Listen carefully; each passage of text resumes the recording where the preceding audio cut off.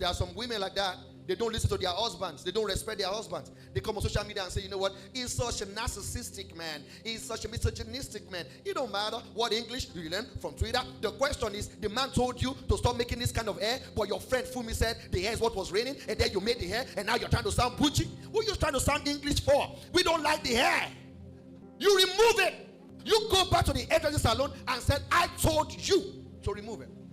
That's the way we roll. Authority is authority. And if you don't want the authority, don't marry the authority. Come on. Don't marry the authority. You had your eyes open before you say you love the authority. When the Bible says increase, multiply, replenish the earth, subdue and have dominion over all of creation that creeps and crawls, these men thought they didn't go all the way out there in the world to, make waves, to contribute to sustainability, to solve world problems, to end wars. For them, their authority is inside house over a wife, right? And those are the kind of people that my brother, when we're little, he will say, more or less, if you say you're a man or you're strong, go out there, go and fight your mates. Don't come here and be harassing little children and women. So for a lot of these kind of men, it doesn't matter whether they say they're not Christians or Christians. As you can see, this one is saying he's an apostle. And all he read in his Bible is that his authority is supposed to be used to tell his wife that he doesn't like her kind of hair.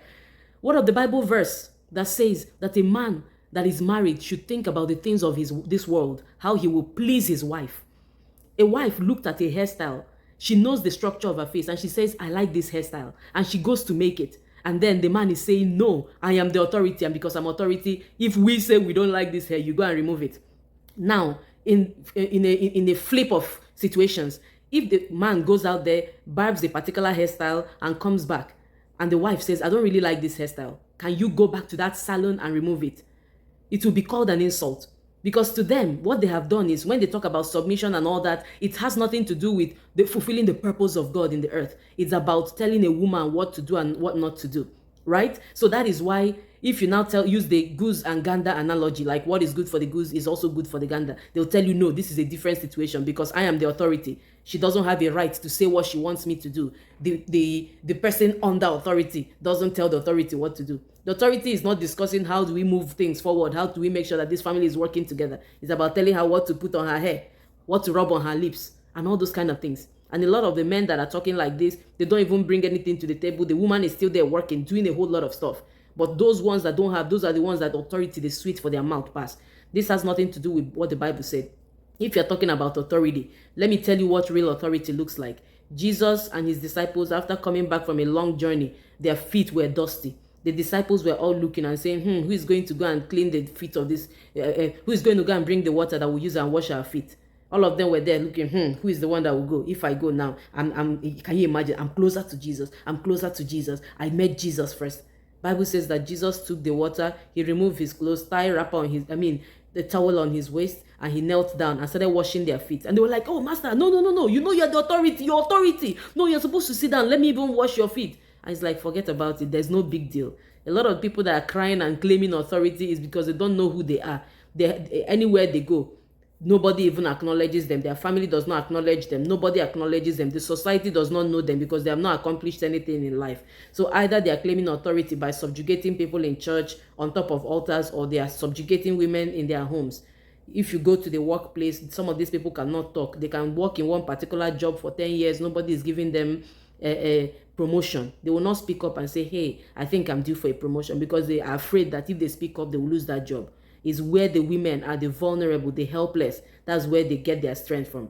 Just reminds me of what happens in a lot of boarding schools. You see somebody that comes, or maybe a secondary school, somebody comes into JS1, people treat them anyhow, instruct them, go and do this, go and do that. The seniors, like JS2 seniors, right? And then once you see a lot of those JS1 people, they're like, I can't wait to enter JS2. And then when they enter, they will now become the oppressors of those that are coming into junior secondary school 1. So that is what I'm seeing. A lot of these men that are so hungover on authority, submission, a lot of them have not done well in their lives. And the only place that they feel like, okay, I can even have a measure of superiority is over their wives. And then they misuse it. If you see people that are really exposed, people that have nothing to drag with anybody, they're not asking for authority. They're giving back to society and finding ways to make life better for people around them. So Excuse us, please. Keep your authority to yourself. It has nothing to do with the Bible. You can speak for yourself, but we don't have to follow what you are saying. Because if you came to marry that woman and you say, hey, I am the authority, don't make this hair, don't do this, she will not answer you, right? But you come with a facade, a wolf in sheep's clothing, and you pretend, oh, I like this your hair, and you will not talk. And then once she's in the house that two of you have, because it's not your house, she's in you people's matrimonial home, suddenly you see someone that you use and be playing football, you should stop it.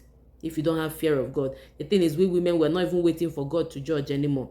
God did not give us adrenaline and whatever he has put in us that makes us to, to have self-preservation. He didn't give it to us to be waiting for the day that trumpet will sound. No. If you feel like you're an authority and your authority is not in helping to manage the home, showing good example, leading the way in household chores and in doing what needs to be done, your only authority is telling me what to do or what not to do, or telling your wife what to do or what not to do, men, then we have to rethink whether that partnership is worth it. We don't care what anybody thinks.